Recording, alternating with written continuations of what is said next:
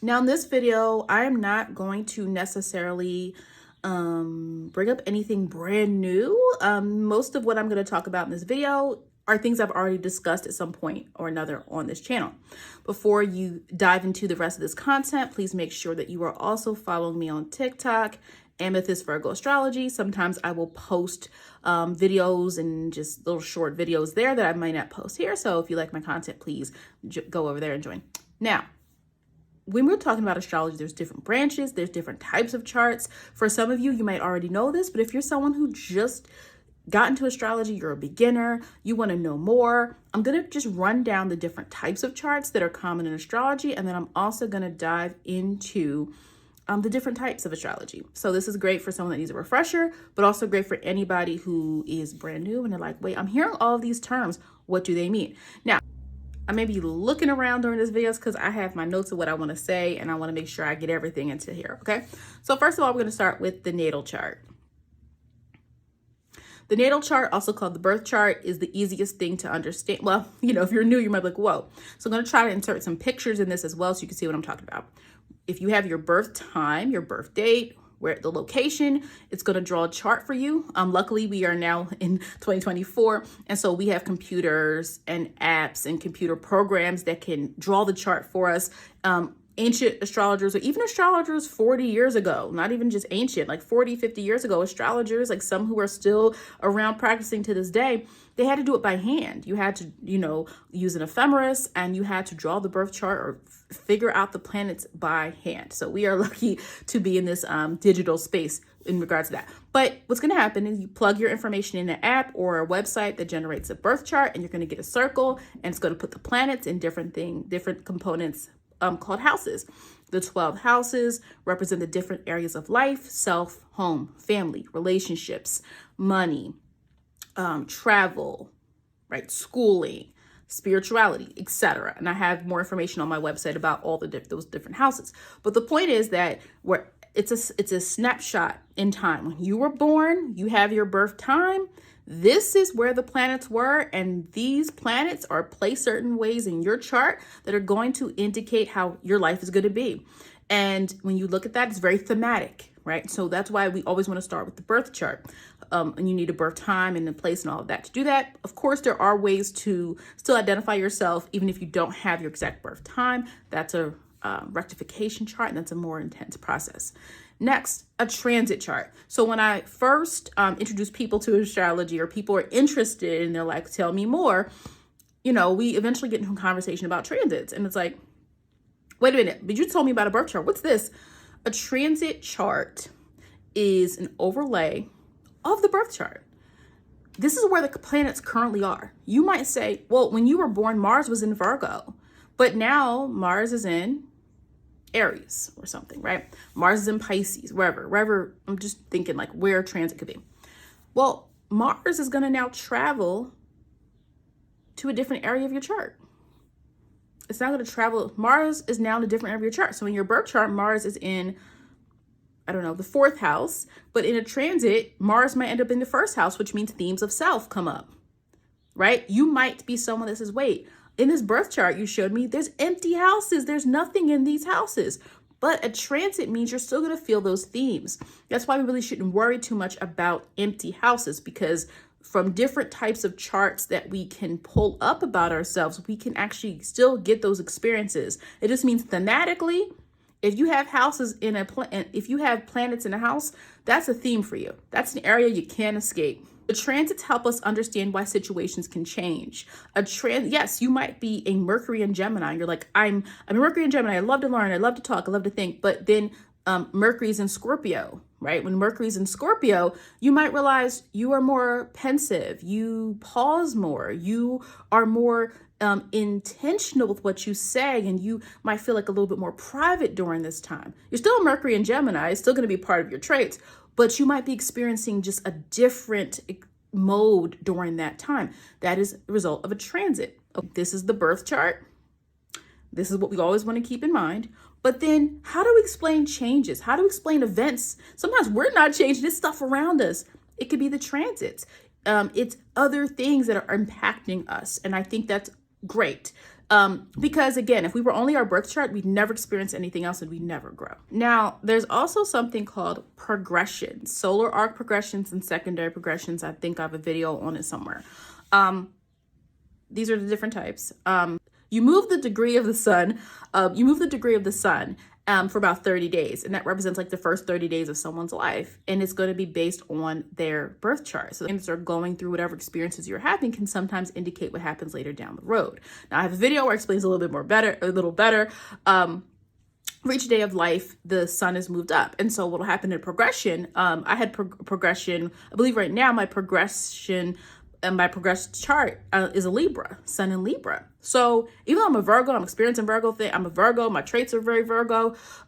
You can see that. But the Libra sun, progressed sun, has also made a lot of sense in terms of how I have viewed things differently, how I viewed myself, and integral part of communicating with people in ways of relating and understanding people in different ways. And so I know it sounds confusing if you're new to this, but there are changes that happen that are more psychological. And so secondary progressions can represent the psychological changes, the ways in which we are different than we were 10 years ago, right? Yes, we can attribute that to experience and just life, but in astrology, it gives us more insight. It helps us really understand, because sometimes we can't explain why we change, but astrology does help us give a little bit more, they'll give a little bit more context of why. Now with the solar arc are more the events. So you can see someone has a solar arc chart. Again, it's going to be an overlay over the natal chart. And maybe this is a person who's like, never wanted to have kids, doesn't decide they want to be child free. That's cool. That's their decision. But maybe like you start to see like, wait, there's something in their 5th house of children, or the 11th house, I believe sometimes is stepchildren. And they marry somebody who has children, right? And so now, you get what I'm saying? So now children actually become a part of the life. So understand, like, this is what I mean by those things. Now, again, if you're not ready for that, that's cool, but this is helpful for you to know. This is progressions. These are secondary progressions, solar arc progressions. These are more advanced. So if you're just learning astrology, focus on the natal chart. Maybe start to focus on transits a little bit once you understand the natal chart, but that's all you really need to know if you're new to this, okay? Solar return. I stand by solar returns. So what is a solar return? All right. So you might have heard people refer to someone's birthday as happy year around the sun, right? That reflects the solar. So the solar return chart, it is when it takes the sun back. So again, it's going to be during your birthday season. It's when the sun that year is back at the exact degree and minute you were born. Now, because there's variances in each year in terms of how, we already know, like sometimes you might have a leap year. You might have certain months that sometimes change in that regard, right? You can have differences in terms of how many weeks are in a month, depending on all of that. You know what I'm talking about. So because of that, sometimes some people's solar return, when you plug it into the computer, again, you can plug it into AstroSeek or any other app or any other, website, it's going to show you, it could sometimes be a day before your actual birthday of that year or the day after. So what it can do is shake things up. So what I mean by that, let me see what I put here. You're a Gemini rising. You're always on the go.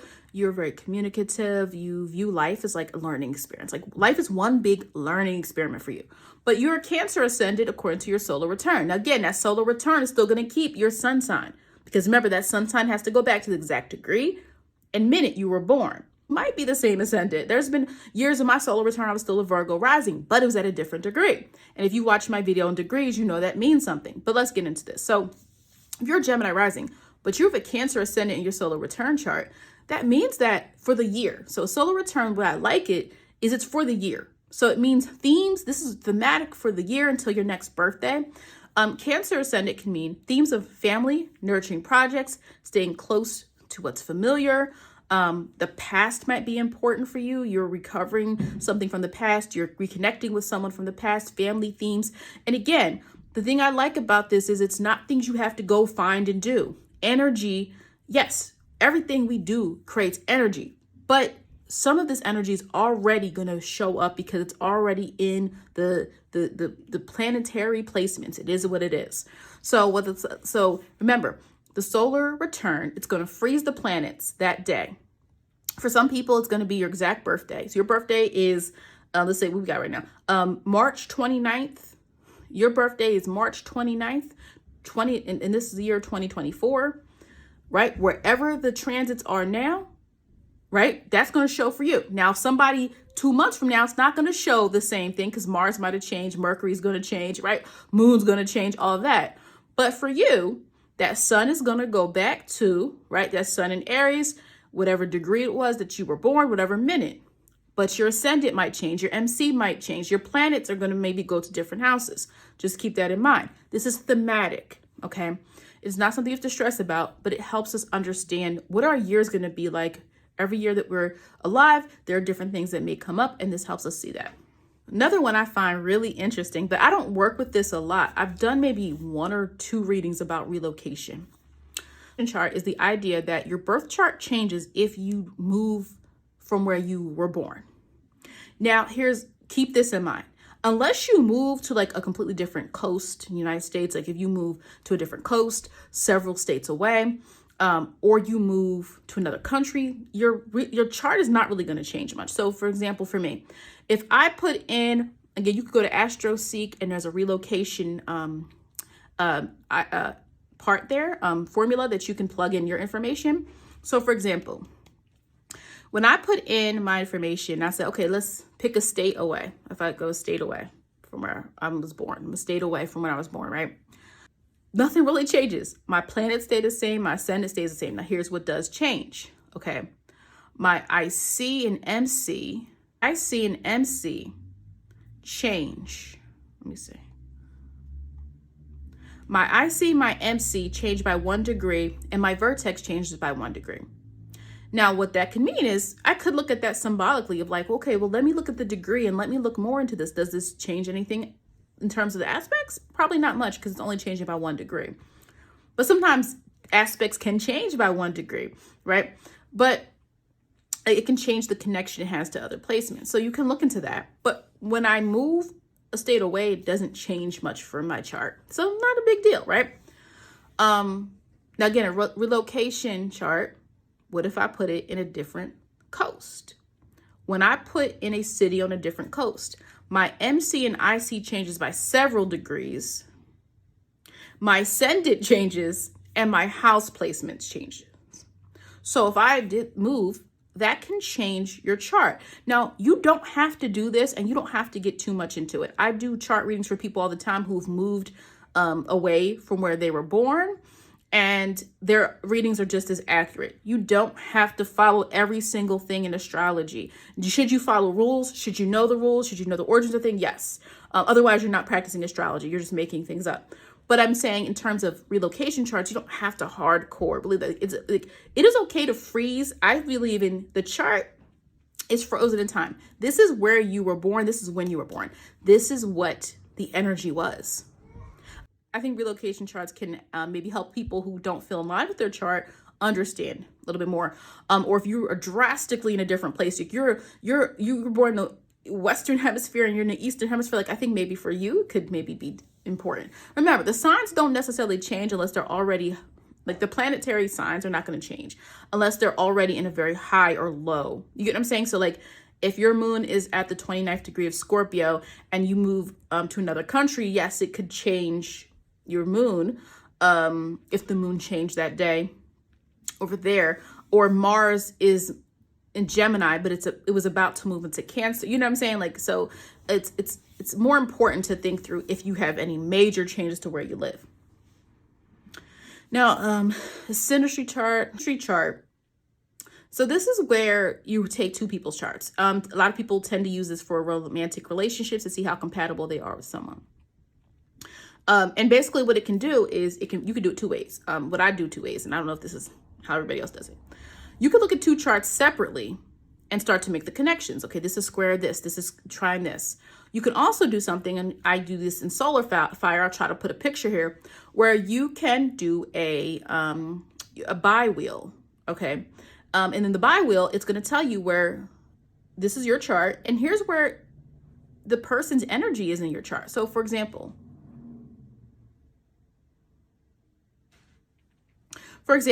your partner's sun falls into your 8th house because your 8th house is Scorpio. Your partner is a Scorpio. So their Scorpio sun, when we put it in your chart, we're going to put another wheel, right? We're going to put another wheel because everything's a layer of the natal. His or her eighth house, his or her, their sun lands in your 8th house. That can mean your partner is helpful in terms of finances. It can mean who your partner is, their traits help you accumulate more financial resources and stability. We know the 8th house is of joining assets. Okay. So again, that's a example. Doesn't mean that's the case for everybody, but that's what I mean by that. As opposed to a person where your moon squares someone's Mercury. So let's say you do the same thing. You look at the bi-wheel, you look at the dual wheel. You could do either one, a dual wheel or a bi-wheel. And you look at it and you're like, oh, your moon squares their Mercury, or vice versa. If in a synastry chart, moon squares Mercury, that means somebody doesn't feel heard. Somebody might feel like their opinion doesn't matter as much. They might feel like not as understood. They might feel like their ideas are not taken into consideration, and it can cause some emotional issues in their union, relationship. Now, composite is interesting. Don't do composites with random people. I know composite chart, they say, should be done when you actually are in a serious relationship with someone. You don't, the issue that can happen sometimes with people who are too romantically overwhelmed or romantically in a frenzy, you start doing synastry charts and composite charts with everybody you have a crush on, and you create these fantasies in your head.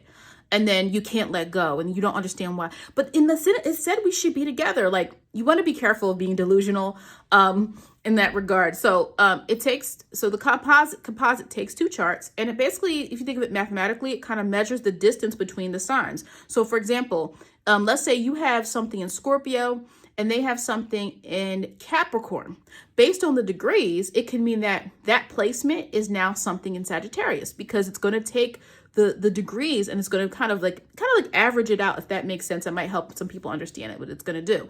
Then that doesn't always happen. So let's say it could be the same sign. So let's say these are 2 people's charts and they both have a planet in Gemini. One has Gemini at the 28th degree, one has Gemini at the 1st degree. It's going to average it up. So the Gemini placement that's in the composite chart, again, I'm going to show a picture. It makes 1 chart. But see how it'll change the degrees. Well, probably the degrees will meet in the middle. The farther apart the signs are, so let's say you have someone with Mars in Sagittarius and someone who has Mars in Aries, it's probably going to be a sign. It's going to be a sign that's kind of in the middle of those signs, if that makes sense. So it's all mathematical. The computer can do it for you, but of course you should do your own interpretations. A computer might tell you what it means, but an astrologer, or if you're an astrologer, it'll get you got to understand the people first, right? Because again, wishful thinking, and people get delusional in relationships, or people they're not in relationships with, and then they wonder like, why can't this work? The composite chart. Don't do a composite chart on a crush. It's best done when there's a history in the relationship, because you could better understand what it means. A composite chart obviously is going to mean different things than in an individual chart, because now in the composite you're talking about the history and the direction of an entire relationship. And it will, of course, it's a chart, so it'll give the relationship a rising sign, and NC and IC and midheaven, all those different things, which can help you see the interconnection between the 2 of you. All right. Now, I've talked about charts. Again, I'm sure there's other charts I haven't talked about, but I'm going to jump into this next topic. Now I'm going to talk about the types of astrology, okay? And traditional. So let's talk about traditional astrology. Traditional astrology is still practiced by some people. Traditional astrology, if you think about it, it happened before scientific, it started before scientific revolution. In it, you'll see a lot more information about it'll consider the 7 planets. It doesn't consider the outer planets. It'll talk about the original planetary rulers. So for example, originally Jupiter ruled Pisces and Sagittarius, Mars ruled Scorpio and Aries. There was no Pluto, and Uranus did not rule Aquarius. Aquarius was ruled by Saturn, so Saturn ruled Aquarius and Capricorn. Some people still use a mix of that today. Some people choose one or the other. I say in my other videos, I use both rulers for Scorpio. I use Mars and Pluto for same thing for the others. Most Jupiter rules Sagittarius. Pisces is ruled by Neptune for a lot of modern astrologers. But in traditional, you're going to use the 7, which is interesting because you want to know this, because when you do a progression chart, perfection chart, and when you pull up certain charts that have to do with timing techniques, which is an ancient practice, sometimes you're not going to see the outer planets. So when I pull up a perfection chart, you're not going to see Neptune ruling over a house. I have a video about perfections. Each year of your life is related to a certain house topic. So you can check that out if you need to. You'll see with traditional astrology, there is more of a focus on people understand the sect of the chart in terms of, is this a diurnal chart, a daytime chart? Is it a nocturnal chart? Is it a nighttime chart based on when the person was born? So you'll see a lot more of those things and those concepts. And because you do a lot more sect, and I have a video where I talk about that, and there's some really good videos from traditional astrologers about this if you want to know more. But because of that, traditional astrology went back more into malefic planets, planets that were debilitating, planets that could be unfavorable, and benefic planets, which are favorable and positive. So traditional does go a little bit more into this is a negative placement, and this is what this means, and it's misfortune. So there's a mix of opinions in terms of the way certain things were approached, but I would say back in any period of time that was not modern, there was a lot more of that finality, like this is what your life is, this is what you're relegated to be. And now we're in a different time. So I think there's something to that. But there are some traditional techniques that are not used in modern that I think are actually really helpful, especially the timing techniques, a lot of the lots. You might be familiar with the part of fortune, which is one of the lots, but there's a lot more. There's a lot more lots, and that is really, if you study more of the ancient practices, Hellenistic and traditional, you'll get more into that. Chris Brennan is a great resource in terms of, understanding traditional timing and traditional practices. I would check the astrology podcast. Modern astrology, Western, it can be interchangeable, not all the time, because you can practice Western but be traditional. But modern astrology embraces 10 planets. We know the sun and the moon are luminaries, but in astrology they are considered planets because of having the same effect. But it embraces the outer planets as influential to the person's chart and events. It focuses more on personal choice. Doesn't focus as much on like definitive karma or malefic or benefic placements. Some people do mix their teachings of traditional and modern, but with modern astrology, you're going to see more of the personal decision making. Free will is more of a concept in terms of that, which you'll see a little bit more. Vedic astrology uses the sidereal system. So here's the thing about Vedic versus tropical. It does change the signs because Vedic is based on the constellations, all right? Whereas tropical is based on the seasons, okay? So that's why you'll see Aries season begins the spring equinox, right? When we get into the winter equinox, we're dealing with Capricorn, right? So when you see those different seasonal things, it's more tropical. Vedic works through the constellation. So if you're using one or the other, you gotta be careful in which one you're using because it'll change your sign. So for example, if I use a Vedic chart, I'm a Leo, okay? Now I don't wanna go into different, which one's better, which one's not. That's not what I'm doing because I already explained what I use. But I do think there's benefits to understanding both parts. And of course, there are some practices people do where they're like, look, I've practiced tropical or Western astrology, but my Vedic chart means this for me, but I actually use this chart. Now I don't want to get into that. I just want to explain what it is. But the point is, it is important for you to know. Because Vedic will talk more, it's associated with India, right? Vedic astrology. And also when you think of Vedic, it is connected to the term Vedas. And I'm sorry if I'm not pronouncing that correctly, Vedas, but it's connected to like the sacred Hindu writings. And so there is an Indian origin and background to Vedic astrology, and astrology is really huge in India.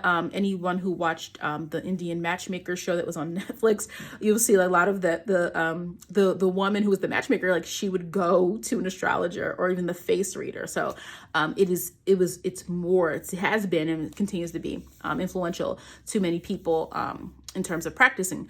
And again, in Vedic, you're going to hear certain terms, Rahu, Ketu, you'll hear that, which deals with the nodes of the moon. You'll hear karma, dharma, karma being your past, dharma being your future, like what you're supposed to ascend to. Uses words. You can see things like division charts, D9 charts, a lot of different division charts that help you understand concepts regarding karma, past lives, family karma, a lot of different things. There's like D7, D16. It's very interesting. I do believe that no matter what you practice in astrology, you should know a little bit of everything. If you have, I have Solar Fire, which is an astrology software that's very intense. It does all different types of charts. And so I've actually pulled up some of the D charts. There's different numbers for them. And like, you know, it's interesting to look into.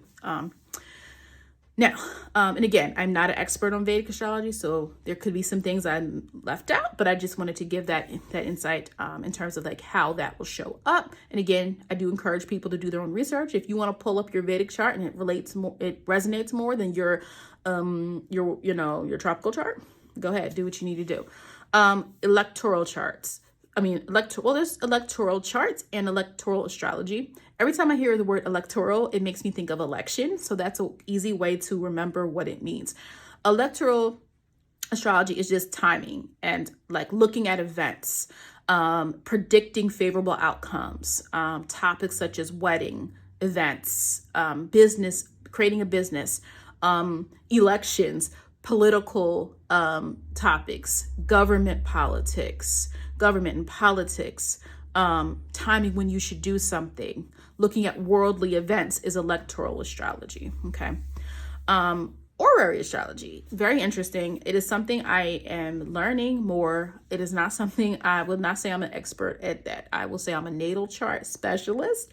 There are things that I do that I will stick to. There are things that I'm learning. So horary astrology or horary charts, it is when there's a querent, similar to in tarot, you'll call someone the querent. Another thing I forgot to mention in traditional astrology, they'll call the person who the chart belongs to as the native. Think about native, natal, nativity, being born.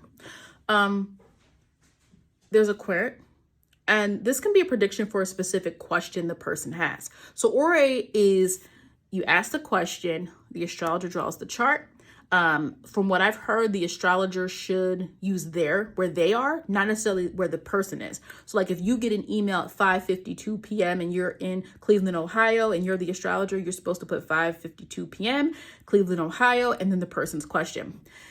Because of this, horary astrology is not read like a birth chart. So the house is now changed to sometimes places instead of like life themes or events. People can ask questions like, will I find my missing ring?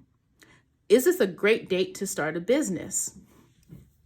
Will I pass the test? So it becomes a little bit more of predicting, right, than you see in some of the other types of astrology or the charts.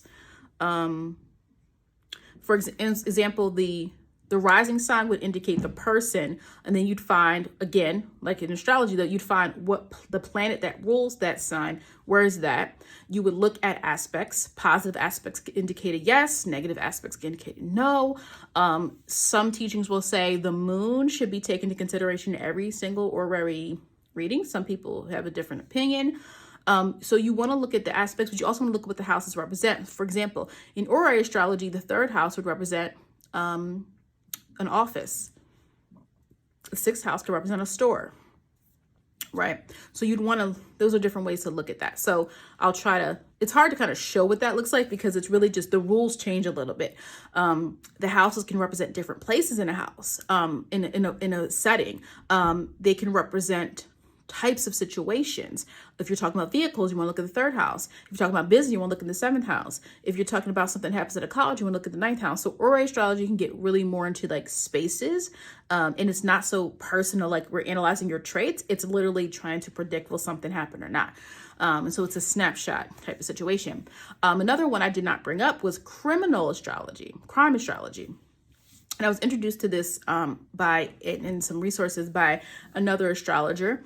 And I find it interesting, but I'm not someone like, I'm not going to do it for clients or anything like that. But like sometimes if a crime happens and it's high profile, I might pull up the chart and try to, practice with that. But criminal astrology or crime astrology is when you have a time that something happened that was a crime.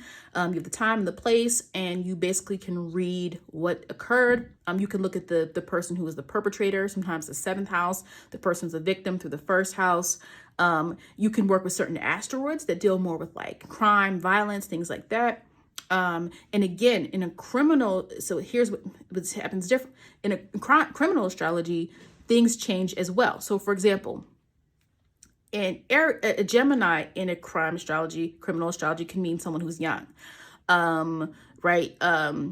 So, if you're thinking of Cancer, it could represent like a woman. So criminal astrology becomes less about like personal traits and the person's background and where they, you could also look at like if there's ninth house placement, it could mean there's something dealing with foreign, right? The person being the perpetrator being from a foreign place, or there being something. Second house could represent there's some money to be gained from the crime, right? So that's another type of astrology. There are people who try to assist actually like with using these charts to help solve crimes and help families and help people. So it's really interesting. Again, it's not my specialty, but it is something that I think is important to know about if you're an astrologer or hardcore into astrology. Now, medical astrology is when you use the health-related elements of astrology to make predictions or to see someone's health condition. You do have to be careful with that. I don't really give predictions about health in that regard because it is like, you need to, there's something that can become harmful if you're giving people medical advice. You're not a doctor. But for instance, each sign is associated with a different part of the body. So it can help you also maybe if you look at your chart and look at your sixth house or look what sign you're in, your sign you are, you can help you see what is symbolic, right? So for example, a person who's Pisces or Pisces rising could have issues with their feet. A person who is Virgo could have digestive issues. Capricorn could have bone issues, hip issues, something like that. In theory, the person may want to be careful of how they navigate with their health based on if there's anything showing up. So there isn't a practice. There's actual books about this. You can check into it.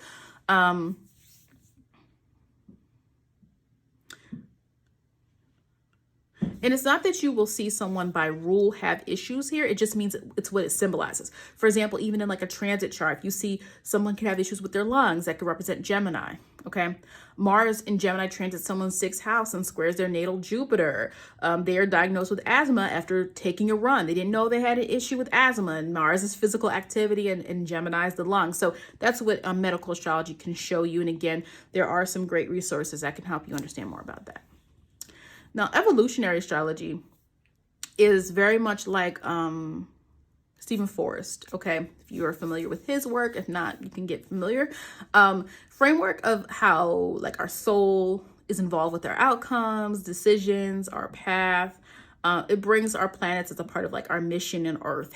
What are we here to evolve into? So evolutionary astrology, you would say, contrasts traditional astrology, where traditional astrology, and by traditional, I mean literally. And traditional astrology has some interesting things. I have a book that I even have about traditional astrology. So I have 2 books. So it's interesting to look into.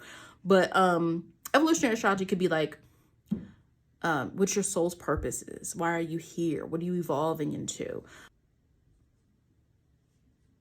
It's less like definitive, like this is a bad house. Your son is in this house, the 6th house, that you're going to be an indentured servant. Your son is in the 12th house. You're going to be confined to a mental institution, right? Like that's sometimes the very core of traditional astrology was like this, right? But remember, back in those times, that's what would happen with you. There really wasn't as much flexibility in terms of what you would become. For many people, if your parents weren't rich, if you weren't of nobility in certain instances, in certain time periods, in certain places, you couldn't move up. So I think it does make sense in terms of how traditional astrology, named some of these things, right? Because there were limitations, but evolutionary astrology is very different than that. Now, psychological astrology is similar. You would see more of like the Stephen Arroyo types here. It's where there could be some Freudian Jungian origins. So, Freud and Carl Jung, we know who they are. House descriptions are less fixed with psychological astrology. It's more trying to understand the person's experiences and how that indicates things that they are going through and that they are going to encounter and how they handle situations. Psychological astrology appears more like things that you can work through by understanding yourself, by doing the inner work and all of those different things. Healing. Healing is also part of evolutionary astrology. Okay. It's kind of like how the 11th house can have that hopes and dreams to it. Whereas in many traditional leanings, the 11th house is more like your social class, your social clout. It was, were you favorable among people or were you not? And a bad placement would mean, you know, or having a planet that was in detriment or fall would mean, no, you're just not going to have favor in that particular area of life. All right.